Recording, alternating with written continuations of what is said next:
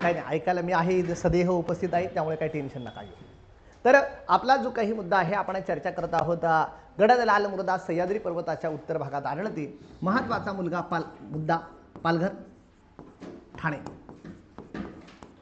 या जिल्ह्यांमध्ये ही मृदा आढळते. जो सह्याद्री पर्वताचा भाग आहे, पालघर आणि ठाणे जिल्ह्याचा भाग, मुख्यतः नाशिकचा पण थोडाफार भाग आहे, पण मुख्यतः हा पालघर आणि ठाणे म्हणजे कसाऱ्याला जर तुम्ही गेले तर कसाऱ्याला रेल्वेने बसल्यानंतर तुम्हाला आजूबाजूला कोणती मृदा दिसते?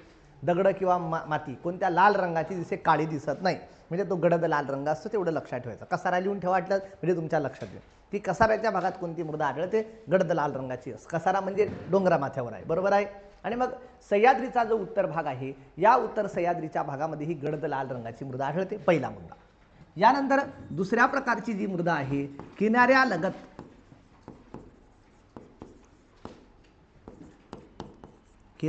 म्हणजे किनाऱ्याला लागून, किनाऱ्यालगत गाळाची, शब्द फार महत्वाचे आहे, गाळाची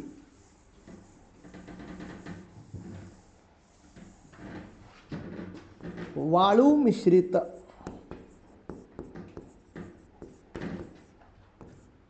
भाबर मृदा. म्हणजे गाळ वाहून आणल्यामुळे जी मृदा तयार होते तिला भाबर मृदा म्हणतात. नदीचा गाळ वाहून आणल्यानंतर जी मृदा तयार होते त्या मृदेला काय म्हटलं जातं? भाबर मृदा असं म्हटलं जातं. आणि मग किनाऱ्यालगत गाळाची वाळू मिश्रित कोणती मृदा आहे? भाबर मृदा. आणि मग किनाऱ्यालगत गाळाची वाळू मिश्रित भाबर मृदा जर बघितली, मग आपल्याला माहित आहे कोकणामध्ये किनाऱ्याला लागून जो प्रदेश आहे त्याला खलाटी म्हणतात का वलाटी? खलाटी. खालचा म्हणजे खलाटी, वरचा म्हणजे वलाटी, हे शिकवलेलं आहे आपण. तर अशा प्रकारचं म्हणजे ही मृदा कोणत्या भागात आढळते? खलाटीच्या भागात. किनारा लगत आहे पण खलाटीच्या भागात ही मृदा आढळते, पहिला मुद्दा.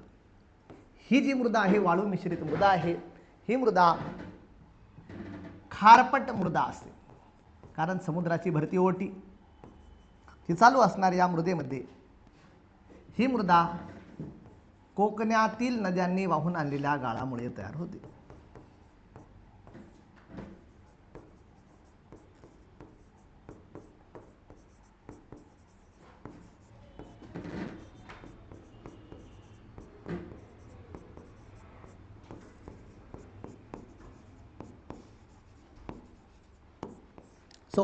कोकणातील नद्यांनी वाहून आणलेल्या गाळामुळे जी मृदा तयार होते, कोणती मृदा आहे?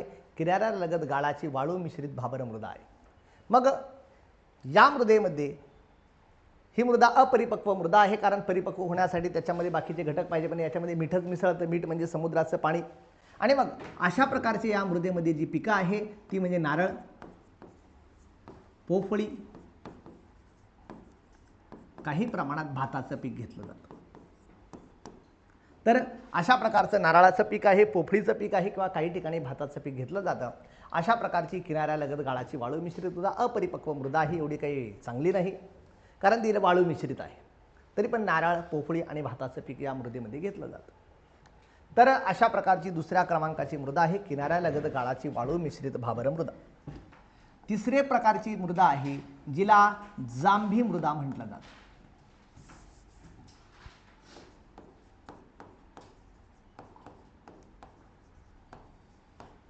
किंवा दुसरं नाव आहे लॅटेराइट सॉइल. कधी जर परीक्षेला वेगळा शब्द विचारला तर तुम्ही कन्फ्यूज व्हायला नको, म्हणून लक्षात आणून देतो, लॅटेराइट मृदा किंवा लॅटेराइट सॉइल. तर पहिलंच वाक्य येईल आपलं, जांभी मृदा कोणत्या प्रदेशात आढळते? लिहून दिलंय मी लिहून दिलंय ना. जांभी मृदा कोणत्या प्रदेशात आढळते? हां, लिहून दिले ना, तेच वाक्य परत लिहायचं. अति जास्त पावसाच्या प्रदेशात आढळते. लिहून घ्यायचं, अति जास्त पावसाच्या प्रदेशात.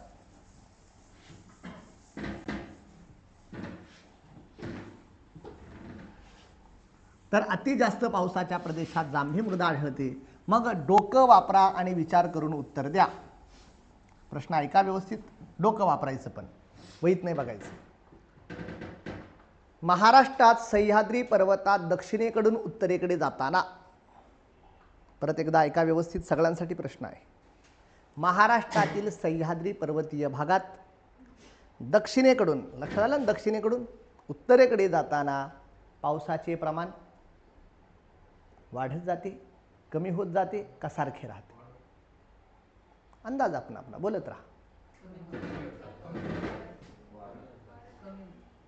दक्षिणेकडून उत्तरेकडे जाताना पावसाचं प्रमाण कमी होत जाते, कमी होत जाते. त्याचं कारण काय आहे की जर आपण थोडाफार पावसाच्या प्रमाणाचा अंदाज घेतला तर आपल्या लक्षात येतं महाराष्ट्रात सगळ्यात जास्त पावसाचा जिल्हा आहे सिंधुदुर्ग जिल्हा. का सगळ्यात जास्त पावसाचं ठिकाण आहे आंबोली, बरोबर आहे. आंबोली आहे, नंतर इकडे गगनबावडा आहे, नंतर महाबळेश्वर आहे, हे आहे. हे सगळी ठिकाणं कुठे आहे? उत्तरेत का दक्षिणेत? दक्षिणेत. हा महाराष्ट्राचा दक्षिण किंवा सह्याद्रीचा दक्षिण भाग आहे. मग इकडून जर इकडे गेलं पावसाचं प्रमाण काय होत जातं? कमी होतं. महाबळेश्वरपेक्षा माथेरानला कमी पाऊस आहे, माथेरानपेक्षा जव्हारला कमी पाऊस आहे, बरोबर आहे ना. म्हणजे वरती वरती जाताना पावसाचं प्रमाण काय होत जातं? कमी होत जातं. मग जर अति जास्त पाऊस उत्तर कोकणात होता का दक्षिण कोकणात होतो? दक्षिण कोकणात. दक्षिण कोकणात सह्याद्रीचा जो भाग आहे त्या भागात अति जास्त पाऊस होतो. म्हणजे लिहून घ्या, दक्षिण कोकणातील सह्याद्रीच्या भागात ह्या मृदा कुठे आढळते? दक्षिण कोकणातील सह्याद्रीच्या भागात. तर ही मृदा दक्षिण कोकणातील सह्याद्रीच्या भागात आढळते. काय कुठे गेलं? गायब झालं. जाऊ वरती गेले, जाऊ द्या, काही प्रॉब्लेम नाही.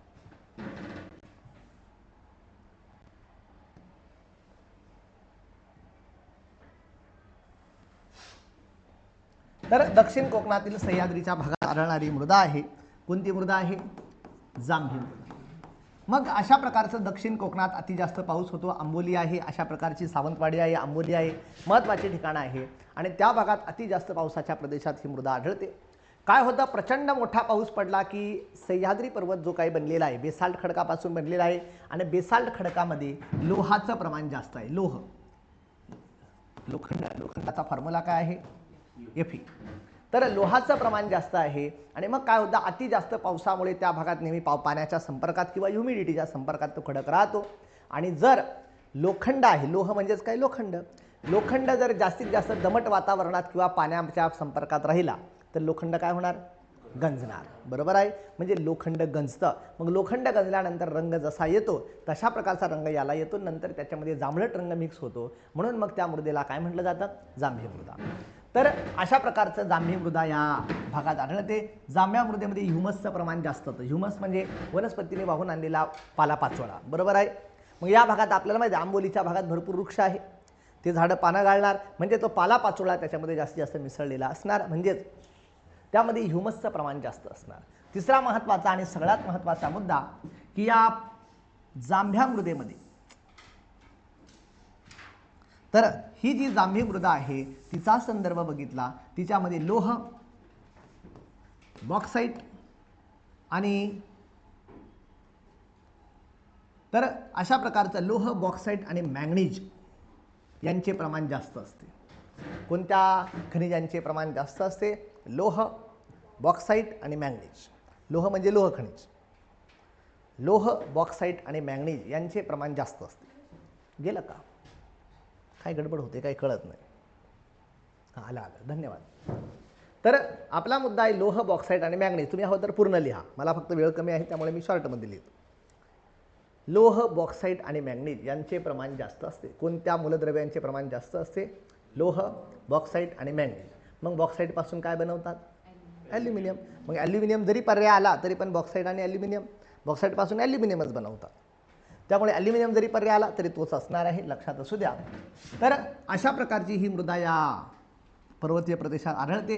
या मृदेमध्ये लोहाचं प्रमाण जास्त असतं. मग लक्ष द्या, दक्षिण कोकणामध्ये आपल्याला माहीत आहे वारे जे असतात उष्ण वारे असतात, कारण वारे समुद्रावरून आलेले असतात. समुद्राच्या वाऱ्यात पाण्यात काय असतं? बाष्प, आणि तो बाष्प घेऊन येणारे वारे असतात. आणि बाष्प येणारे वारे मग उष्ण असतात का थंड असतात? उष्ण असतात. आणि जर फळं पिकायची असतील तर फळांना थंडीत जास्त पिकतात का उष्णतेत जास्त पिकतात? उष्णतेत. त्यामुळे फळं चांगली पिकणार. याचबरोबर फळांमध्ये जो काही घटक असतो तो मुख्यतः लोह असतो. म्हणजे फळं चांगली परिपक्व होण्यासाठी कोणता घटक पाहिजे? लोह. चव चांगली लागण्यासाठी लोह. आणि त्याचबरोबर पिकण्यासाठी काय पाहिजे? उष्णता पाहिजे. मग इथे आणि त्याचबरोबर फळांना जिथे डोंगर उताराची जमीन लागते, पाण्याचा निचरा होणारी जमीन. मग डोंगर उताराची जमीन आहे, उष्णता पण आहे आणि लोह पण भरपूर जमिनीमध्ये आहे, बरोबर आहे. त्यामुळे ही मृदा फळ पिकांसाठी उत्तम मृदा आहे.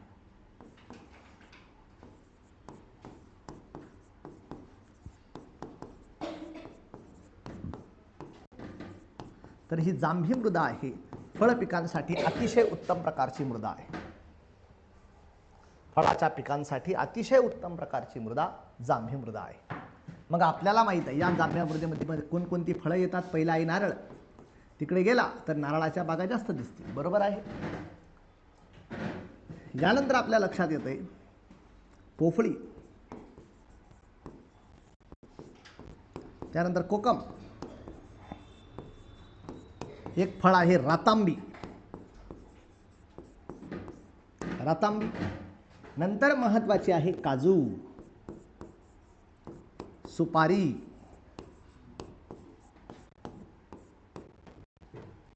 याचबरोबर सर्वात महत्त्वाचं आंबा. तर अशा वेगवेगळ्या फळांसाठी ही मृदा प्रसिद्ध आहे. दक्षिण कोकणात गेला रत्नागिरी सिंधुदुर्गला काजू भरपूर आहे, नारळ भरपूर आहे, आंबे भरपूर आहे, बरोबर. रत्नागिरीचा हापूस आंबा म्हणजे आंबे भरपूर आहे. बाकी रातांबी, कोकम, पोफळी, नारळ ते तर आहेच. तर अशा प्रकारची ही वेगवेगळी फळं आहे. या फळ पिकांसाठी महाराष्ट्रातील अत्यंत उत्तम प्रकारची मृदा आहे. कोणती मृदा आहे? जांभी मृदा आहे. आणि त्यामुळे फळ पिकांसाठी अत्यंत समृद्ध आहे. कारण जांभ्या मृदेमध्ये लोहाचं प्रमाण जास्त असतं आणि फळांमध्ये कोणता घटक जास्त असतो? लोह. अगदी आंबा खाला तर आपल्या शरीराला लोह मिळतं. लोह काय काम करतं? हिमोग्लोबिन रक्त वाहून नेण्याचं काम कोण करतं? लोह करतं. मग त्यामुळे जे येते त्यामुळे आपल्यासाठी ते आवश्यक असतं आणि ते त्या प्रमाणात खाल्लं गेलं पाहिजे. तर अशा प्रकारचे आपला हा महत्त्वाचा मुद्दा आहे आणि अशा प्रकारचे महत्त्वाचे संदर्भ आहे. यानंतर परीक्षेला महत्त्वाचे प्रश्न विचारले जातात. परीक्षेला विचारलं जातं आंबा संशोधन केंद्र कोणत्या ठिकाणी आहे? रत्नागिरी, बरोबर आहे. आंबा संशोधन केंद्र कुठे आहे? रत्नागिरीला आहे. सुपारी संशोधन केंद्र कोणत्या ठिकाणी आहे? व्हेरी गुड, बरोबर आहे. श्रीवर्धन, रायगड जिल्ह्यातलं ठिकाण आहे श्रीवर्धन. या ठिकाणी सुपारी संशोधन केंद्र आहे. काजू संशोधन केंद्र वेंगुर्ला, सिंधुदुर्ग जिल्ह्यात आहे. वेंगुर्ला.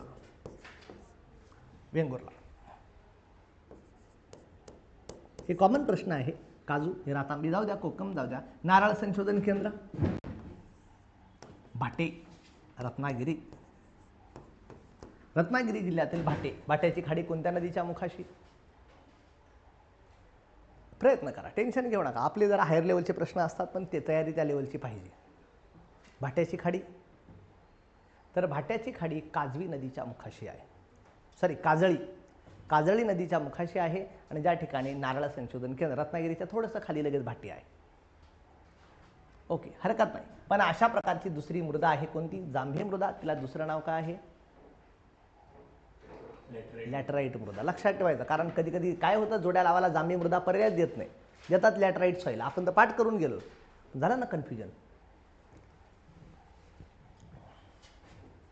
मेजर साहेब झालं का लिहायचं? लिहायचं झालं का?